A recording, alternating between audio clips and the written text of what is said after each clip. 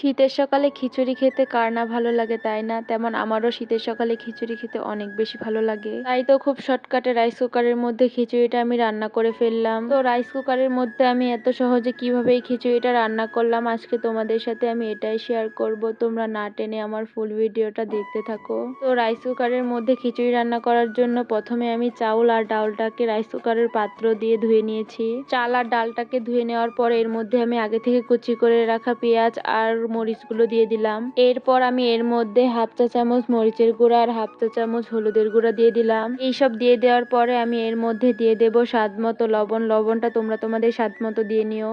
তারপর এর মধ্যে আমি তেল দিয়ে দেব। তেল দিয়ে দেওয়ার পরে আমি বাটা মশলাও এর মধ্যে দিয়ে দেব। আমি সব ধরনের মশলা আগে থেকে বেটে ফ্রিজে রেখে দিই, তো আগে বের করে রেখে দিয়েছিলাম এটা। তো এখন আমি এর মধ্যে বাটা মশলাগুলো দিয়ে দিচ্ছি। ফার্স্টে ওইখানে আমি 1 টেবিল চামচ জিরা বাটা দিয়ে দিয়েছি। তারপর এখানে দিয়ে দিচ্ছি 2 টেবিল চামচ রসুন বাটা। সরি, রসুন আর আদা একসাথেই বাটা ছিল, তো আমি ওগুলো সব একসাথেই দিয়ে দিয়েছি। তো সব মশলা এর মধ্যে দিয়ে দেওয়ার পরে এগুলোকে আমি হাতের সাহায্যে ভালোভাবে মেখে নেব। রাইস কুকারের মধ্যে খিচুড়ি রান্না করলে তেমন কষানো লাগে না, একদমই ঝামেলা ছাড়া হাতে মাখিয়ে দিয়ে দিলেই হয়ে যায়। তো এখানে আমি ভালোভাবে এই মশলাগুলোকে চাউলের সাথে মিশিয়ে নিচ্ছিলাম। এইগুলোকে অনেকটা ভালোভাবে মেখে নেওয়ার পরে আমি এর মধ্যে পরিমাণ মতো পানি দিয়ে দেব।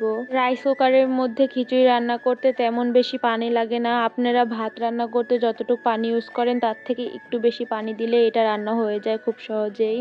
তো এইখানে আমি পরিমাণ মতো পানি দিয়ে দিয়েছি। এতটুকু পানি দিয়েই আমার এই রান্নাটা একদম কমপ্লিট হয়ে যাবে। তো এইখানে আমি হাতের সাহায্যে সব মশলাগুলোকে পানির সাথে মিশিয়ে দিয়েছিলাম। তো এইখানে আমার সব কাজ কমপ্লিট হয়ে গেছে। এখন এটাকে আমি ঢাকনা দিয়ে রান্না করার জন্য বসিয়ে দেব। এইভাবে খিচুড়ি রান্না করলে তেমন কোনো ঝামেলা হয় না, শুধু এইভাবে মাখিয়ে বসিয়ে দিলেই এটা তো খুব তাড়াতাড়ি হয়ে যায়। তো এখন আমি এর ঢাকনাটা লাগিয়ে দিয়েছি। এখন এর লাইনটা দিলেই হয়ে যাবে। এই তো আমার লাইন দেওয়া হয়ে গেছে। আর একটা জিনিস আমি ভুল করে ফেলেছিলাম, এর মধ্যে আমি গরম মশলা দিতেই ভুলে গিয়েছিলাম, তাই গরম মশলাগুলোকে আমি বের করে নিয়েছি। এখন আমি এর মধ্যে আস্ত গরম মশলাগুলোই একে একে দিয়ে দেব। গরম মশলা না দিলে এই খিচুড়িটা খেতে একদমই বেশি ভালো লাগবে না।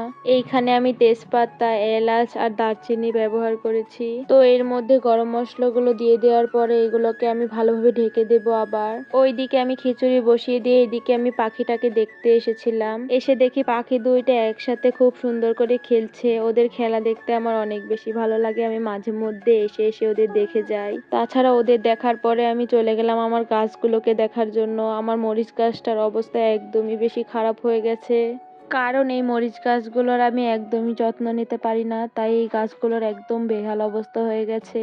অনেকদিন আগে আমি বাড়ি থেকে অ্যালোভেরা নিয়ে এসেছিলাম। মানুষ দেখি অ্যালোভেরা দিয়ে কত রূপচর্চা করে, কিন্তু আমার কিছুই করতে ভালো লাগে না। তাই ভাবছিলাম আজকে এটা দিয়ে কিছু একটা করব। তো এটা রেখে দিয়ে আমি এদিকে খিচুড়িটা দেখতে আসলাম। এসে দেখি খিচুড়িটার বলক উঠে গেছে। বলক উঠে যাওয়ার পরে এই খিচুড়িটাকে আবার একটু নেড়ে দিতে হবে, তাহলে সব মশলাগুলো চাউলের সাথে একবারে মিশে যাবে।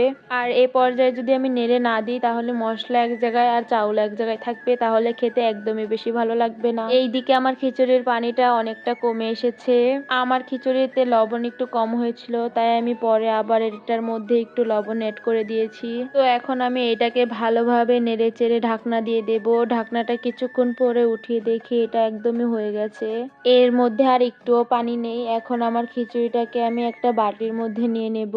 এই তো আমার খিচুড়ির ফাইনাল লুক। তোমাদের কাছে কেমন লেগেছে অবশ্যই কমেন্ট করে জানাতে ভুলবে না কিন্তু। আমি আগে মুরগির মাংস রান্না করে রেখেছিলাম, তো ওই মুরগির মাংসটা দিয়ে আমি আজকে খিচুড়িটা খাবো।